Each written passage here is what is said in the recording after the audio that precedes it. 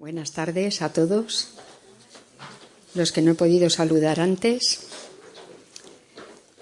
Seguimos con nuestro estudio de Hechos y hoy nos toca la elección de los 7.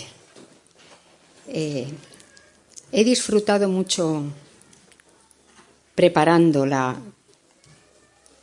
el sermón de hoy y aprendiendo más de la palabra del Señor. La verdad es que me gusta la Biblia. Y una de las cosas por las que me gusta es porque no es mitología. No trata de maquillar las cosas o a los personajes para hacer que parezcan superhéroes.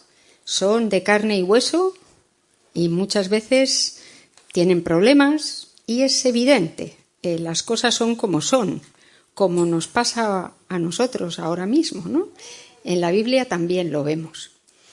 Y lo bueno de leer la palabra, y voy a comenzar haciendo, un énfasis un poquito en el programa que estamos siguiendo de lectura de la Biblia en un año, por si alguien no ha empezado, no tiene el librito para leer los capítulos que vamos leyendo todos, para que se anime, porque es realmente de mucha bendición. Como dice Pablo en 2 de Timoteo 3, 16 y 17, toda escritura es inspirada por Dios y útil para enseñar, para aprender, para corregir, a fin de que el hombre de Dios sea perfecto, enteramente instruido para toda buena obra. Toda la escritura. Y la escritura de hoy es así, es inspirada por Dios. En Romanos 15:4 también dice: todo lo que se escribió en el pasado se escribió para enseñarnos, a fin de que, alentados por las Escrituras, perseveremos en mantener nuestra esperanza. Pues lo que se ha escrito y que vamos a mirar hoy es así. Nos va a ayudar, nos va a enseñar, nos va a alentar, nos va a ayudar a perseverar para mantener nuestra esperanza. Pero primero vamos a leerlo, ¿no? Es el libro de Hechos, capítulo 6, del 1 al 7. Casi todos los versículos los he tomado de la Nueva Versión Internacional. Dice así: en aquellos días, al aumentar el número de los discípulos, se quejaron los judíos de habla griega contra los de habla aramea de que sus viudas eran desatendidas en la distribución diaria de los alimentos. Así que los 12 reunieron a toda la comunidad de discípulos y les dijeron: no está bien que nosotros, los apóstoles, descuidemos el ministerio de la palabra de Dios para servir las mesas. Hermanos, escoged de entre vosotros a 7 hombres de buena reputación, llenos del espíritu y de sabiduría, para encargarles esta responsabilidad. Así, nosotros nos dedicaremos de lleno a la oración y al ministerio de la palabra. Esta propuesta agradó a toda la asamblea. Escogieron a Esteban, hombre lleno de fe y del Espíritu Santo, y a Felipe, a Prócoro, a Nicanor, a Timón, a Pármenas y a Nicolás, un prosélito de Antioquía. Los presentaron a los apóstoles, quienes oraron y les impusieron las manos. Y la palabra de Dios se difundía. El número de los discípulos aumentaba considerablemente en Jerusalén, e incluso muchos de los sacerdotes obedecían a la fe. Empieza a ponerse interesante, ¿no? Recordamos lo que hemos visto hasta ahora, que la predicación del Evangelio trae como una consecuencia inmediata una oposición por parte de las autoridades. Digamos que puede ser un instrumento de Satanás, el que las personas hablen mal de nosotros o nos llamen la atención o nos digan que dejemos de hacer lo que estamos haciendo. Hemos visto también otro instrumento de Satanás, es lo que John Stott los llama así y me ha gustado, ¿no? Que podría ser la hipocresía. Ananías y Safira querían aparentar ser religiosos y el Señor, no fueron los apóstoles, fue el Señor, los castigó duramente, ¿no? Porque no quería que en los inicios se comenzara la Iglesia con hipocresía. Y aquí tenemos una tercera tentativa de conflicto, ¿no? En realidad hay un conflicto y es la dispersión, la disuasión, el enfocarnos en aquello que no nos tenemos que enfocar. Fijaos que en el capítulo 2 nos dice que partían todas las cosas y tenían todo en común y que lo ponían a los pies de los apóstoles. Parece que la situación ya no era igual. En los orígenes de la Iglesia primitiva los cambios se sucedían muy rápidamente. Y estamos en un momento en el que nos damos cuenta que los apóstoles, que la Iglesia ya se ha separado en parte de la sinagoga, que están realizando sus reuniones de forma paralela y que los apóstoles tienen un cometido muy importante y mucha gente que se añade cada día, ¿no? Hablábamos en el capítulo anterior de 5.000 convertidos en Jerusalén. Ha habido un tsunami y claro, los apóstoles necesitan concentrarse en buscar al Señor y en saber qué dirección tienen que tomar en cada situación. ¿Qué es lo que sucede aquí? Pues el problema, no sabemos si era... No parece que haya sido algo premeditado, pero sí nos dice la palabra que como aumentaba el número de discípulos, y recordamos o nos damos cuenta que se dice discípulos, no está hablando de personas que se congregan, de personas que profesan una fe, son discípulos, que es a lo que nos llama el Señor a hacer. Y el discípulo es aquel que quiere seguir las pisadas del Maestro, las pisadas de Jesús. Y los que creían eran discípulos, querían ser como Jesús, tenían claro a quién seguían, a Jesús. Pero se quejaron los judíos de habla griega contra los de habla aramea. Aquí la traducción igual no nos dice exactamente lo que está pasando, porque estos judíos de habla griega solamente aparece como tal aquí, en 3 pasajes de los Hechos, pero en contraposición con los de habla hebrea. Y el mismo Pablo dice que él es hebreo y él en realidad era de habla griega, porque era de Tarso, no era de hebreo, pero él a sí mismo se llama hebreo. Entonces, quizá lo más coherente es pensar en los judíos que habían nacido, vivido, crecido en Jerusalén y tenían costumbres judías, y en los judíos que provenían de otras partes del imperio, de la parte griega. Sabéis que en la dispersión los judíos había judíos en muchos sitios del Mediterráneo, ya en aquella época, en la época de Jesús. Y claro, sus costumbres a veces eran diferentes, entonces probablemente se está refiriendo a este tipo de diferencia. Había unos que eran helenizantes porque estaban en un contexto griego.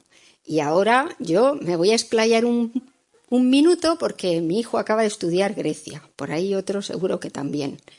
Entonces recordamos, como a mí me gusta la historia, me gusta que tengamos el cuadro claro de lo que está pasando, ¿no? Desde el 500 a.C. hasta el 150 más o menos, Grecia ha sido el imperio que era la primera potencia. Ha ido pasando por ciertas épocas hasta Alejandro Magno, que es el que conquista desde Egipto hasta la India y que muere en el 323, que eso lo sé por mi hijo, y es el que consigue un imperio muy grande. De los griegos sabemos que eran famosos, sobre todo en Atenas, por ser filósofos. Ellos tenían una visión muy particular de las cosas, que luego vemos cómo Pablo habla con ellos cuando está en Atenas. Pues había griegos que estaban en medio de este universo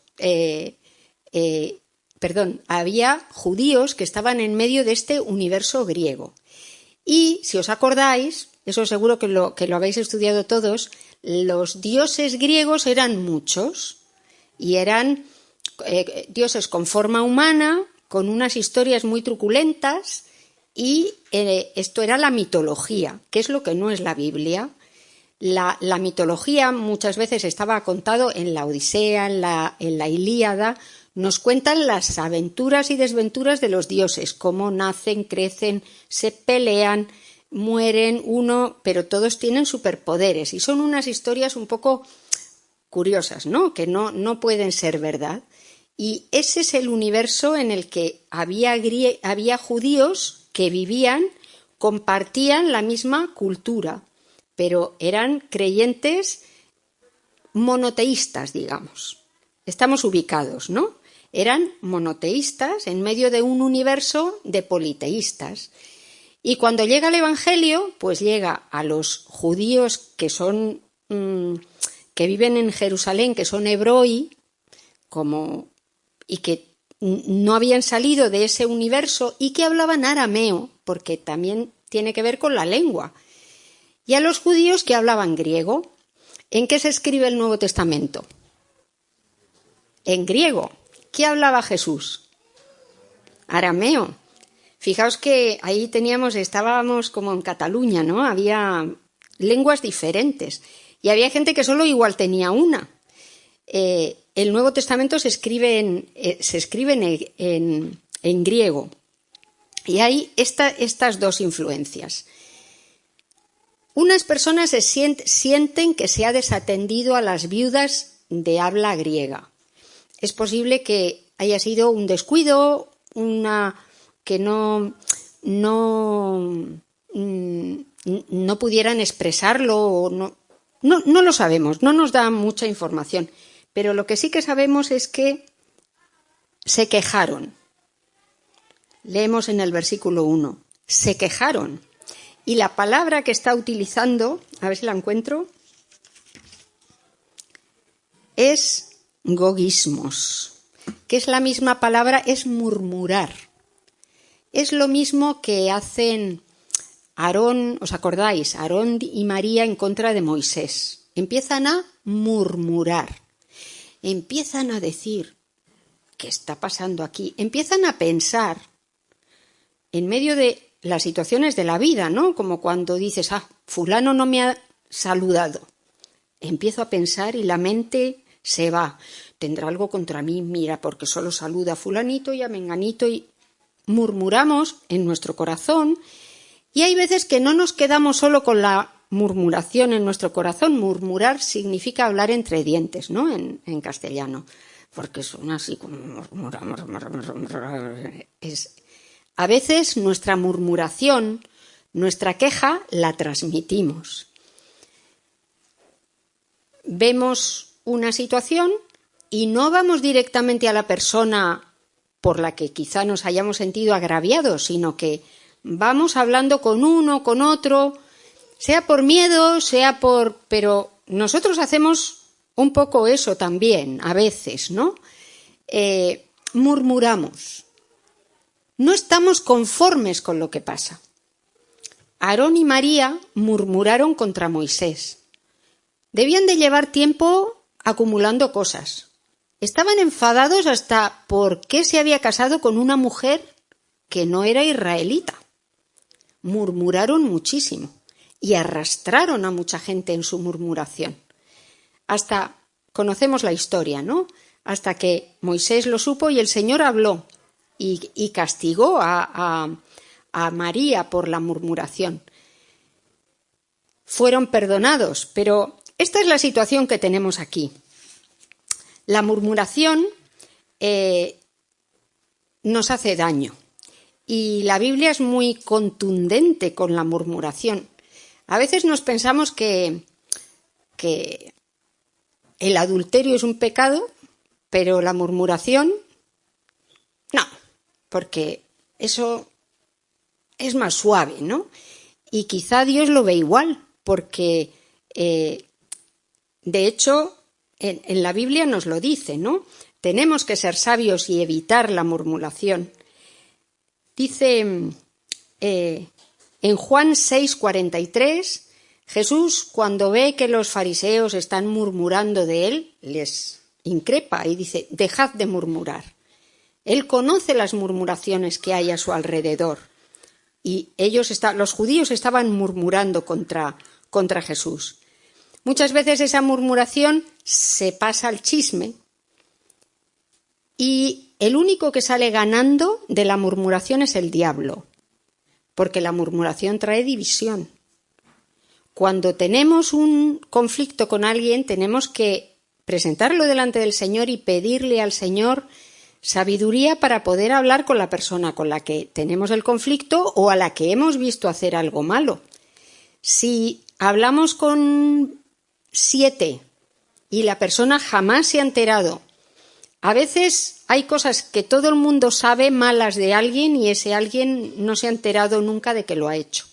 Y eso quizá es algo que nos tenemos que plantear si lo estamos haciendo bien, porque no es lo que el Señor quiere, que funcionemos así. No es fácil dejar de murmurar, porque nuestra mente y nuestro corazón están acostumbrados a juzgar. Y juzgamos con nuestros parámetros, no con los parámetros del Señor, desgraciadamente. Y hay muchas cosas que ponen diferencias entre nosotros, ¿no? A veces tenemos distintos puntos de pensar teológicos o vestimos de forma diferente y eso nos produce una cierta distancia. O incluso tenemos distintas formas de pensar políticamente y eso, el que los otros no piensen como nosotros, no nos agrada a nadie. Tenemos que aprender y buscar al Señor para que nos enseñe a no murmurar, porque la murmuración es pecado. Y bueno, hay muchos versículos, podemos mencionar Santiago 4:11, que dice: hermanos, no murmuréis los unos de los otros. ¿Cuántas cosas tenemos los unos con los otros?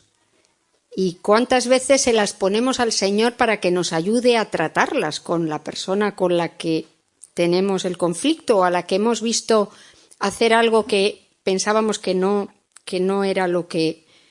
Igual se ha equivocado alguien, ¿no? Pues esa situación tenemos, una muy común a la que tenemos entre nosotros. Y fijaos, hay un problema claro. En el capítulo 4 nos ha dicho que los apóstoles recibían el dinero y ellos distribuían.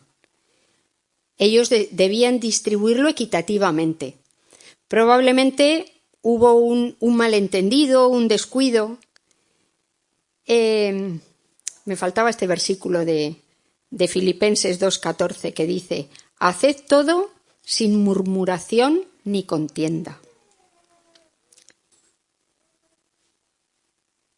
Aquí tenemos a unas viudas desatendidas y volvemos al texto de Hechos. Sabemos que el Señor ha tenido siempre un trato muy especial con las viudas y con los huérfanos, con los necesitados. Y estamos viendo una situación de acción social. La Iglesia está llamada a predicar la palabra y también a tener una acción social en medio del mundo. No podemos hacer una cosa solo ni hacer la otra cosa solo. Imaginaos que estuvieran predicando la palabra pero dejaran morir a sus viudas, pues no tendría mucha lógica que predicaran la palabra y que unas personas no tuvieran que llevarse a la boca. Todo tiene su espacio en medio de la Iglesia. Y es un tema sensible, porque en aquella época no había seguridad social. Hoy digamos que los organismos oficiales se encargan de muchas necesidades, pero tenemos que estar atentos también a eso. Y aquí está el problema. Hay personas que pasan hambre y eso llega a oídos de los apóstoles. Y ellos plantean una solución. En el versículo 2 dice: los 12 reunieron a toda la comunidad de discípulos y les dijeron. Eso quiere decir que previamente se habían reunido ellos. No reunieron,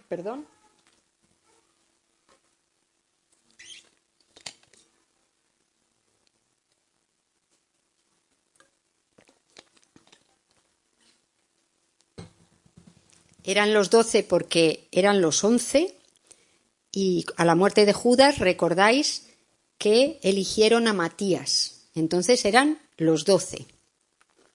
Ellos se habían reunido y estaban unánimes. Y lo que hacen es sorprendente, reunir a toda la congregación. No sé cómo sería, porque si había 5.000, no sé cómo lo harían. Hemos tenido un poco de conflicto últimamente con lo que es una iglesia asamblearia, si eso es bíblico. Algunas personas consideran que no es bíblico, no sé yo. Cuando leemos aquí que los apóstoles reunieron a toda la congregación y les dijeron, hablaron con la congregación. Fijaos que los apóstoles no se sintieron ofendidos. Probablemente no les llegó la queja, no les llegó en buen tono. Y los apóstoles no se disculparon, no echaron balones fuera, no dijeron, no hemos hecho nada, nosotros estamos muy ocupados. No le dieron importancia, admitieron lo que estaban diciendo las personas. No le rebatieron. Y yo pensaba que me imaginaba la misma situación que hay en una familia sana. Cuando los hijos se acercan a los padres, pues a veces, y les quieren decir algo, no siempre lo dicen de la mejor forma. A veces lo dicen de cualquier forma. Y los padres pueden hacer dos cosas: enfadarse con los hijos, ofenderse, o pueden respirar hondo, quitar las formas y quedarse con el fondo, porque a veces hay algo que hay que rescatar y tenemos que ser sabios. Los apóstoles aquí lo fueron, rescataron el problema que estaba pasando, que se había planteado mal, pero ellos entendieron que había un problema verdadero y plantearon una solución. Y la solución es sabia. Y en Hechos nos recoge las palabras exactas, porque si Lucas no estaba allí, estaba otra persona que tomó nota y luego se transmitieron. No está bien que nosotros los apóstoles descuidemos el ministerio de la palabra de Dios para servir las mesas. Hermanos, escoged de entre vosotros a 7 hombres de buena reputación, llenos del espíritu y de sabiduría, para encargarles esta responsabilidad. Así nosotros nos dedicaremos de lleno a la oración y al ministerio de la palabra. Fijaos qué sabiduría. Los apóstoles podían haber dicho: venga, tú y tú vais a hacer este trabajo. Los apóstoles vieron cuál era el problema, entendieron el problema, entendieron que su ministerio en ese momento en el que la iglesia estaba surgiendo y que había una necesidad grande de palabra, de oración, y que ellos tenían que dedicarse a esa palabra y a esa oración porque no tenían lo que nosotros tenemos hoy. Pero entendieron que había un problema. ¿Y a quién le encargaron que resolviera el problema? ¿La asamblea tiene sentido o no tiene sentido la asamblea? Sí lo tiene. Hay personas que a veces dicen que la iglesia tiene que ser una teocracia y que el pastor tiene que ser el que mande, el que decida, el que tenga la voz absoluta, y que el resto de las personas no tienen mucha voz y voto. Y yo creo que eso está mal, muy mal. es en realidad lo que tiene la Iglesia Católica con el papado, que el Papa es el que manda, los demás obedecen. No estoy diciendo que la democracia sea perfecta, ni que estoy diciendo que si hay más personas que juntos estamos buscando al Señor, la posibilidad de equivocarse siempre es menor, porque engañoso es el corazón más que todas las cosas. Y si alguien tiene en su mano todo el poder, absolutamente todo el poder de la Iglesia, es muy difícil que esa persona se mantenga íntegra a la dirección del Espíritu Santo todo el tiempo. Y sabéis a lo que me estoy refiriendo, porque hay momentos en nuestra vida en los que buscamos al Señor día y noche, y lo mismo que el Señor está en nosotros hablando y obrando, al momento siguiente pues podemos hacer una bobada y el Espíritu Santo se aparta de nosotros. Lo mismo les pasa a los pastores. No hay nadie que sea infalible, ni los papas ni los pastores. Todos hemos sido llamados al ministerio, todos hemos sido llamados a servir. Esto está claro en este texto. Cada uno tiene un lugar específico. Y en este momento los apóstoles están diciendo que ellos tienen un sitio, pero no están diciendo tampoco que ese sitio sea mejor, que sea peor, que la obra social sea mejor o que sea peor, porque las características de los hombres a los que se va a encargar servir las mesas es que sean llenos del Espíritu, que sean llenos de sabiduría, que tengan buena reputación. Y se lo encargan a la asamblea, porque la asamblea es la que conoce a las personas y saben más que ellos. Están confiando en la asamblea, los apóstoles. No están tomando una autoridad absoluta.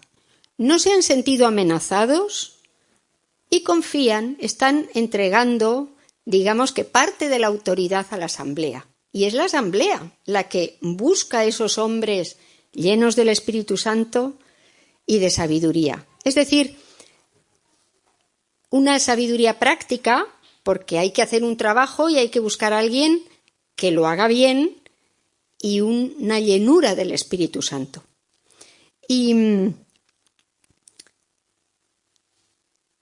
primero han dicho los apóstoles que ellos se encargaban de la palabra, y luego en el versículo 4 dice de la oración y de la palabra, porque es prioritario para ellos. De esa forma, la intención de Satanás, que es desviarles la atención, pues no la consigue, porque los apóstoles fueron sabios y sí estaban llenos del Espíritu Santo. No tenían temor, no tuvieron temor de los... Ellos, los apóstoles, eran todos de los hebroi, y los que estaban protestando eran los a ver, que lo he apuntado por algún sitio. Helenoi. No se sintieron amenazados, les dieron autoridad a los otros para que ellos pudieran, propusieron para que ellos ejecutaran algo, ¿no? Y en el versículo 5 nos dice que la propuesta agradó a la asamblea. ¿Y a quién escogieron? Pues conocemos algunos, ¿no? A Esteban. Y no voy a decir nada de Esteban porque vamos a tener un par de domingos hablando de Esteban, pero sabemos que era un hombre lleno de fe y del Espíritu Santo. Sabemos, tenemos un capítulo hablando de él, un capítulo muy largo.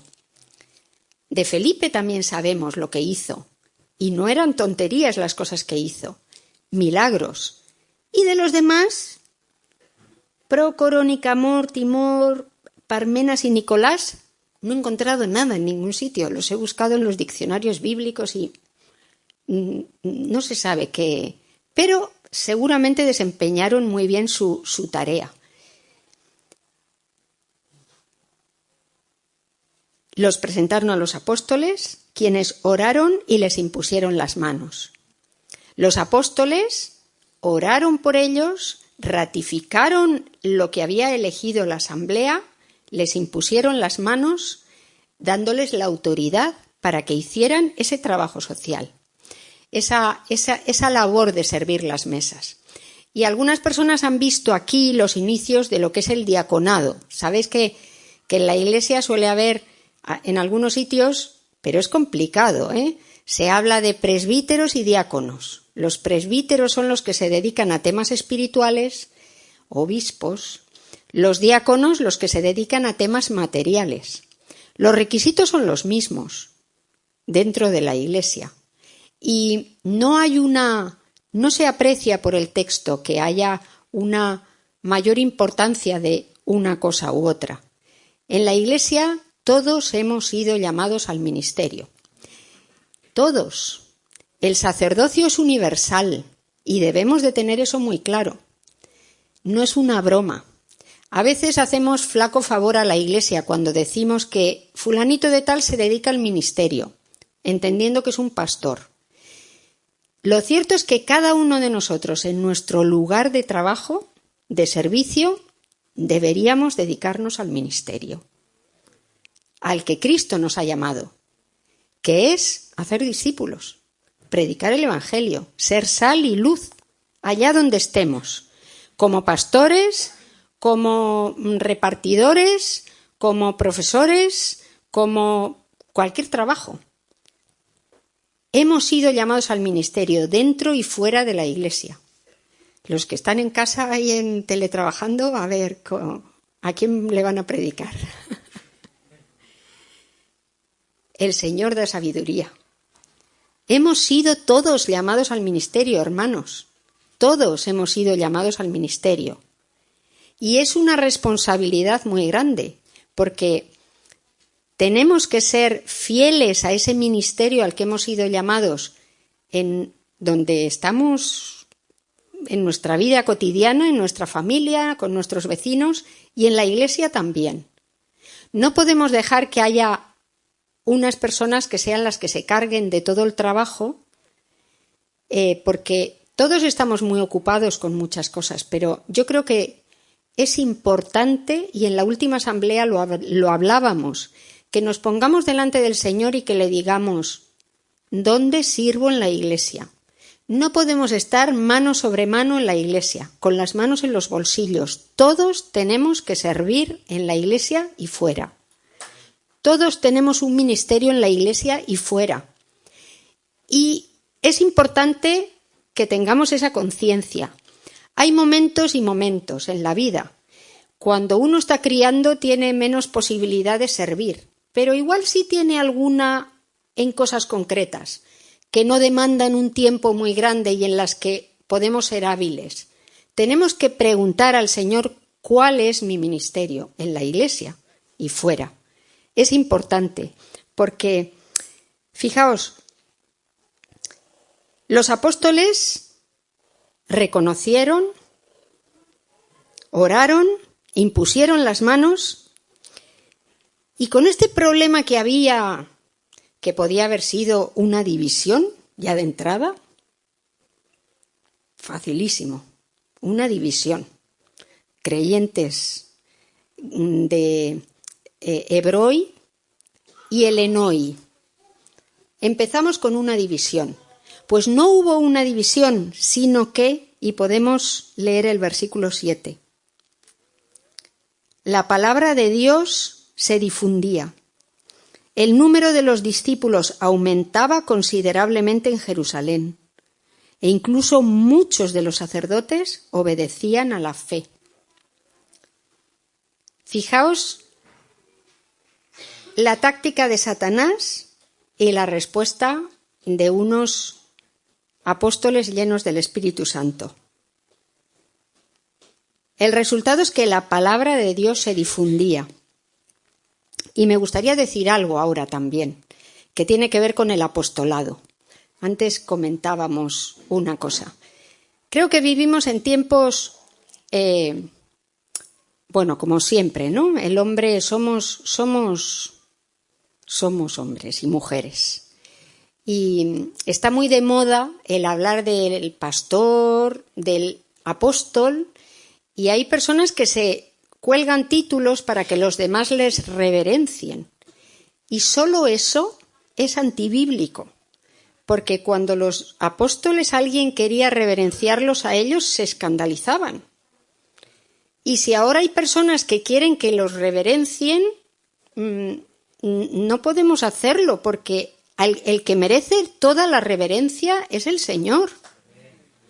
Solo el Señor. Cualquiera de nosotros somos pecadores y estamos por pura gracia aquí, por pura gracia.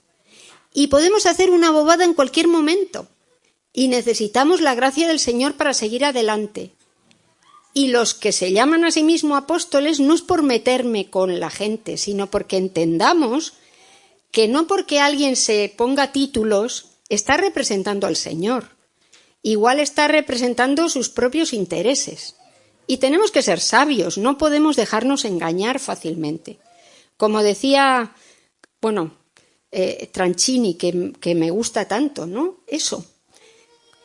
A veces tenemos cosas en nuestra vida y podemos estar, antes de convertirnos, haciendo conquistas o dedicándonos a amasar dinero, y nos convertimos y seguimos haciendo lo mismo. No conquistamos chicas, pero tratamos de hacer discípulos como si fueran conquistas amorosas.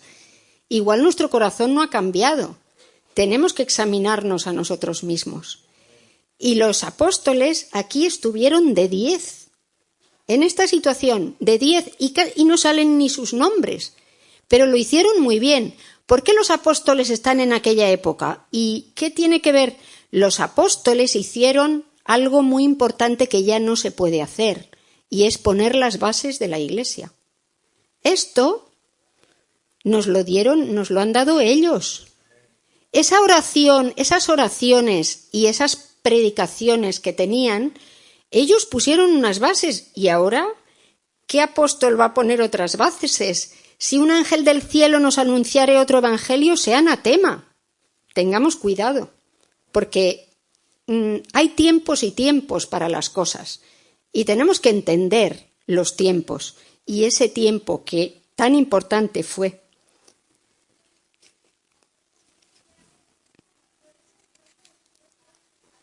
Hemos hablado del ministerio, del servicio, que es lo mismo, que eso significa ministerio, servicio, la coinonía. No nos dejemos despistar. No podemos manejar todas las riendas. Fijaos en la sabiduría de los apóstoles. No intentaron controlar porque confiaban en Dios y sabían que Dios es el que controla. Imaginaos una iglesia en la que de pronto llegan 1000 y 1000 que no están ni adiestrados ni tenían mucha idea y que habían estado escuchando a Jesús probablemente durante varios años. Pero no habían pasado por seminario ninguno. Nadie había pasado por seminario. Pero el Espíritu Santo se movía, lo hizo bien. Y hoy puede hacerlo igual de bien. ¿Qué podemos concluir? Que el diablo siempre tiene artimañas y que tenemos que ser sabios.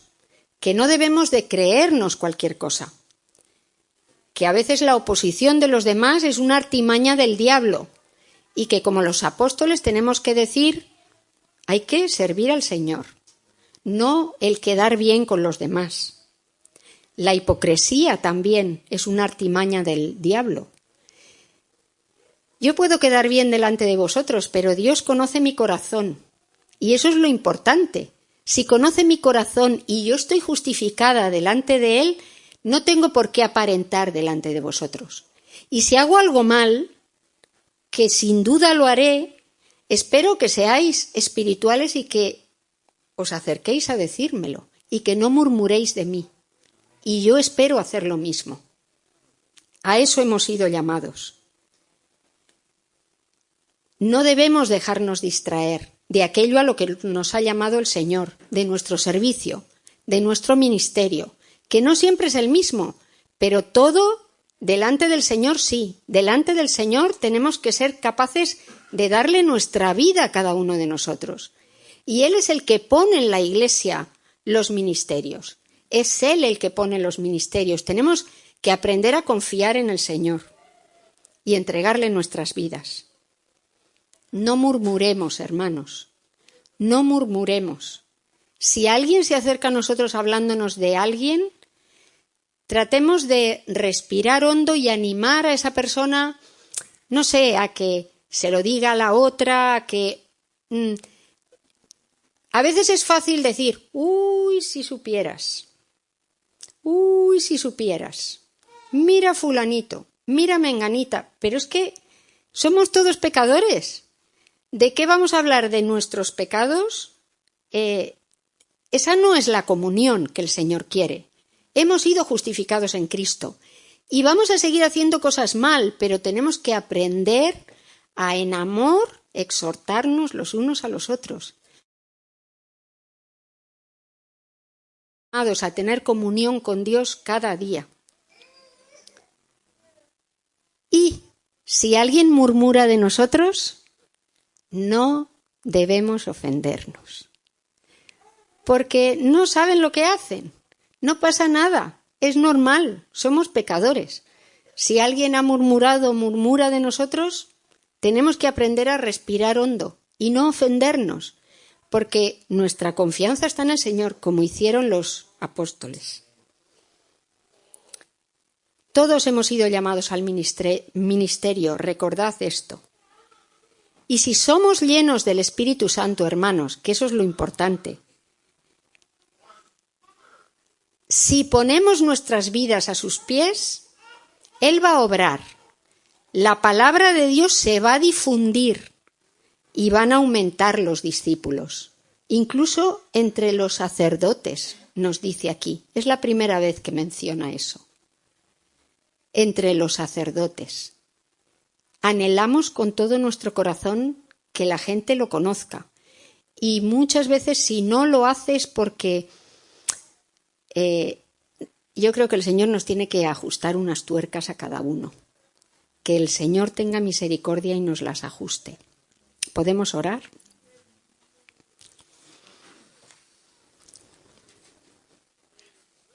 Señor, llénanos con tu Santo Espíritu. Te pedimos perdón por murmurar. Es que no paramos de hacerlo. A veces hasta de nuestros seres queridos. Enséñanos, como dice tu palabra, a pensar bien, a pensar en lo justo, en lo honesto, en lo que es de buen nombre. Si hay alguna virtud. Señor, enséñanos a vernos los unos a los otros como tú nos ves. A amarnos, a estar revestidos del amor y no de rencillas. Cambia nuestro corazón y nuestra mente. Hemos pecado, Señor. Y si muchas veces nuestra predicación, nuestra palabra, nuestro testimonio no tiene más fruto, es porque tenemos un problema. Te pedimos que nos ayudes, que nos enseñes a no ofendernos, que nos enseñes a no murmurar, que nos enseñes a detectar las asechanzas del diablo y a ocupar nuestro lugar, cada uno. Señor, que no mandemos los unos sobre los otros, que seas tú el Señor en medio nuestro. Te lo pedimos en el nombre de Cristo, que ha muerto por nosotros. Amén.